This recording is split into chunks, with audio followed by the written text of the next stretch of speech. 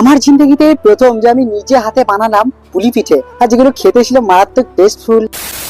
আর ইচ্ছের কোনো মাত্রা নেই, কারণ আমার হঠাৎ করে আজকে শখ হয়েছে পুলি পিঠে বানাবো। পুলি পিঠে বানাতে গেলে প্রথমে চালের আটাটাই মাস্ট, আর যেগুলোকে শুকানোর পর হালকা করে আটাগুলোকে চেলেও নিয়েছি। তারপরে একটা পাত্রের মধ্যে কিছুটা গরম জল চাপিয়ে সেখানে হালকা করে পরিমাণ মতো নুন দিয়ে দিয়েছি।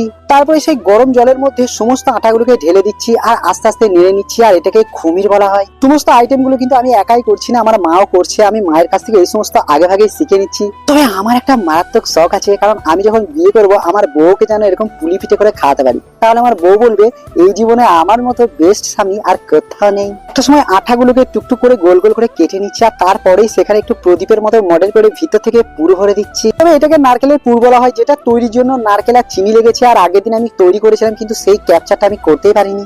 পুর পিঠে, গঞ্জা, পিঠে পুলি এসব নামে রাখা হয়। তোমরা কি নামে রাখো অবশ্যই কমেন্টে বলে যে। আমার এখন পুর ভরে পিঠেগুলো রেডি। এবারে এগুলোকে গরম জলের মধ্যে আস্তে আস্তে সব ছেড়ে দিতে হবে। এবারে একটা সময় এগুলো যখন ভেসে উঠবে, তখন সেগুলোকে খুব সুন্দরভাবে ছাঁকনি দিয়ে তুলে একটা জায়গার মধ্যে রাখতে হবে। সেগুলোকে রাখতে হবে একটা ঠান্ডা জলের মধ্যে, আর তারপরে কিছুক্ষণ পর সেখান থেকে তুলে একটা পাত্রের মধ্যে রেখে দিতে হবে। তো যাই হোক, ফাইনালি আমি রেডি করে দিয়েছি। আর যেগুলোকে একটা পাত্রের মধ্যে সাজানোর পর দেখতে দারুণ লাগছিল, আর যেগুলোকে গুড় দিয়ে খেতে এত সুন্দর লাগছিল কি বলবো। তো তোমরা পারলে একবার ট্রাই করতে পারো।